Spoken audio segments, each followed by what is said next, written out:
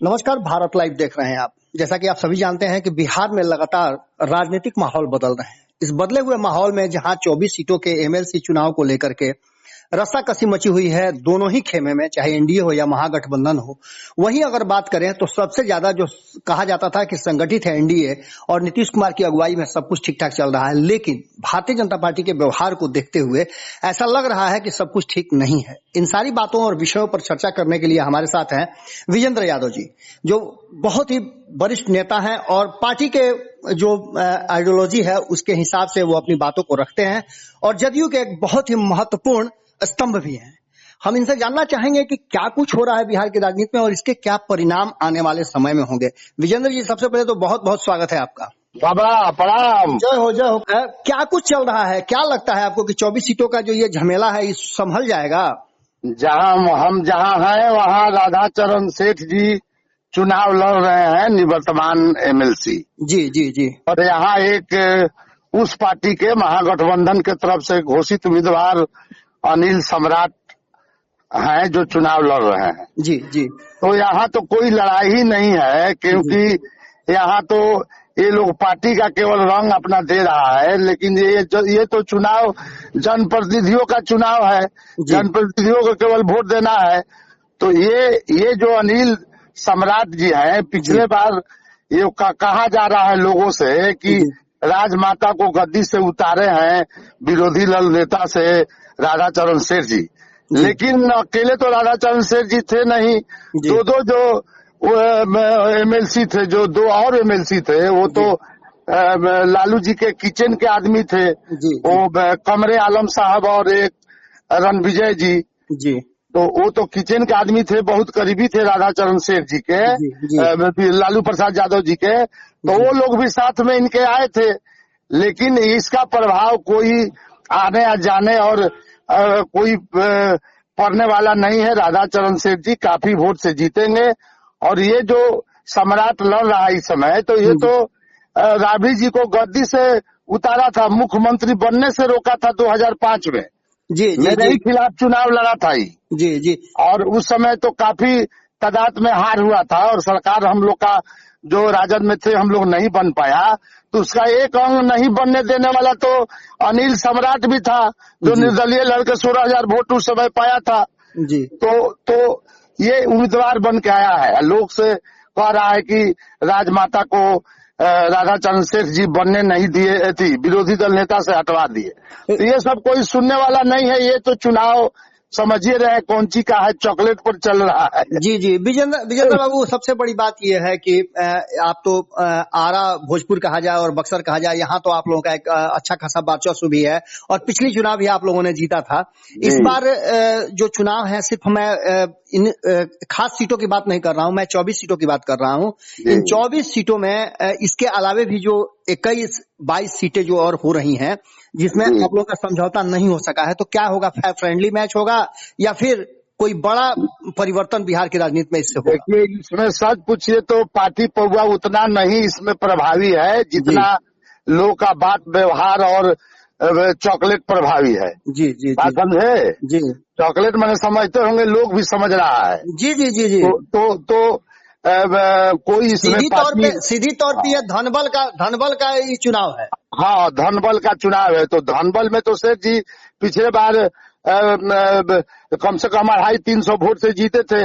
फिर ये 2/3 से पीछे हो जाएगा। महागठबंधन का उम्मीदवार जो है अनिल सम्राट, ये टिकने वाला नहीं है। तो कहीं इस सब के चलते आपके संबंधों में एनडीए में दरार तो नहीं आएगी?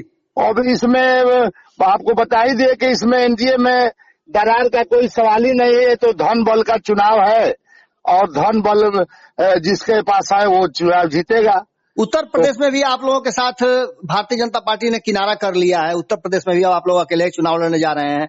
क्या लगता है कि बिहार और उत्तर प्रदेश में सब कुछ ठीक ठाक नहीं चल रहा है क्या? वो तो चुनाव माने वहाँ का अलग हिसाब है। वो तो माननीय जो हम लोग के मुख्यमंत्री जी हैं नीतीश कुमार जी, उसके थी है, गठबंधन होगा नहीं होगा वो जानते हैं। लेकिन ये जो लोकल बॉडी का चुनाव जो होने जा रहा है, इसमें तो सभी जगह एनडीए आगे रहेगा और जिसके पास जो बड़ा चॉकलेट खिलाएगा उसको लोग वोट देगा। एक तरफ आप बता रहे हैं, वहीं दूसरी तरफ एक बहुत महत्वपूर्ण चीज है कि आप तो कहा जाता है कि यादवों के नेता हैं और यादवों की बहुलता रही है इस बार पंचायत चुनाव में भी और जिला परिषद के चुनाव में भी। क्या लगता है आपको कि जदयू इसमें पार पा जाएगी? नहीं नहीं, इसमें तो देखिए बता रहे हैं ना, हम लोग राजद से ही आए हैं 30 वर्ष रह में, और इस 90% यादवों को मदद हम करते हैं और कोई राजद में पूछने वाला भी नहीं है। एक मोटरसाइकिल भी पकड़ाता है तो राजद से नहीं छूटता है वो बगैर हम लोगों के। तो फिर इसमें यादव का सवाल कहाँ से आ गया? इसमें तो जो भी प्रभावशाली आदमी है, जो भी लोगों को मदद करता है, जनता के बीच में रातें दिन रहता है। आप तो बार बार हमको खोजते हैं कि पटना में आए बाबा विजेंद्र जी की गांव पर, तो हम तो बोलते हैं कि गांव पर है, क्षेत्र में है, तो आखिर यहाँ करते क्या है? कोई हम बड़ बिजनेस तो मेरा है नहीं। जी जी, आपकी विशेषता हम आज से नहीं, लंबे समय से देखते आ रहे हैं। हम भी 25-30 सालों से आपको देखते आ रहे हैं कि आप लगातार जनता के बीच में ही रहते हैं और यही कारण है कि आप दावा भी करते हैं कि फलाने जगह से हमारी जीत होगी। और पिछले 2020 के चुनाव की बात करें या फिर अब एमएलसी के चुनाव में जो आप सक्रिय भूमिका निभा रहे हैं, इन सब बातों को हम देख रहे हैं। लेकिन एक सवाल जो सबसे अहम है वो बिहार की जनता को कहीं ना कहीं आपसे जानना बहुत जरूरी है कि एक तरफ नीतीश कुमार जी को बार बार भारतीय जनता पार्टी कहीं ना कहीं कटघरे में खड़ा कर रही है, प्रताड़ित कर रही है, तो क्या ऐसी स्थिति में नीतीश कुमार जी को जी बोला जाए? एक तरफ जहां नीतीश कुमार जी को बार बार भारतीय जनता पार्टी कटघरे में खड़ा कर रही है, उनके किसी भी डिमांड को पूरा करने के लिए अपना हाथ पीछे खींच ले रही है। उसके बाद आप देख ही रहे हैं कि शराबबंदी को लेकर के किस तरह की बातें हो रही हैं। अन्य मुद्दे जो हैं, जातीय जनगणना हो या फिर विशेष राज्य का दर्जा हो, सब पर भारतीय जनता पार्टी ने साथ छोड़ दिया है, विपक्ष आपके साथ है। तो क्या लगता है कि इस सारी डिमांडों को पूरा करने के लिए नीतीश कुमार जी को विपक्ष के साथ आना चाहिए? बाबा राज रहे चाहे जाए, लेकिन आप तो देखे ना कि ये जो ये पंचायती राज में हम लोग कई बड़े नेता कभी से कह रहे थे कि आप आरक्षण दे दीजिए पंचायती राज में पिछड़ों को, गरीबों को, दलितों को, लेकिन किसी ने तो दिया नहीं। बड़े दिल दिमाग वाले हैं नीतीश कुमार, इसमें आरक्षण दे दिए और काफी तादाद में दलित, पिछड़ा और सभी लोग जीत कर आए हैं। तो नीतीश कुमार जैसा कोई पिछड़ा का नेता हुआ कहाँ? जो पंचायती राज में आरक्षण नीतीश कुमार जी ने दिए है, इसके चलते ये अमर हो जाएंगे, बात समझ लीजिए। तो महिला आरक्षण क्या लगता है? ये तो मान लिया जाए कि भारतीय जनता पार्टी और राष्ट्रीय जनता दल दोनों एक दूसरा जातीय जनगणना के बारे में नीतीश जी तो कभी के बोल दिए कि नहीं, हम जब हम अपना अलग से इसका हम जातीय जनगणना कराएंगे, अगर केंद्र पैसा नहीं देगी तो अपने पैसे से कराएंगे। तो वो तो पिछड़ों, दलित और सबके बीच के नेता है और इन लोग के बीच में अपना बात ही बोल रहे हैं, तो जो कहेंगे वो करेंगे। जी, बिहार के विकास के प्रति नीतीश कुमार जी का बहुत बढ़िया सोच रहा है, शुरू से ये आगे रहे हैं।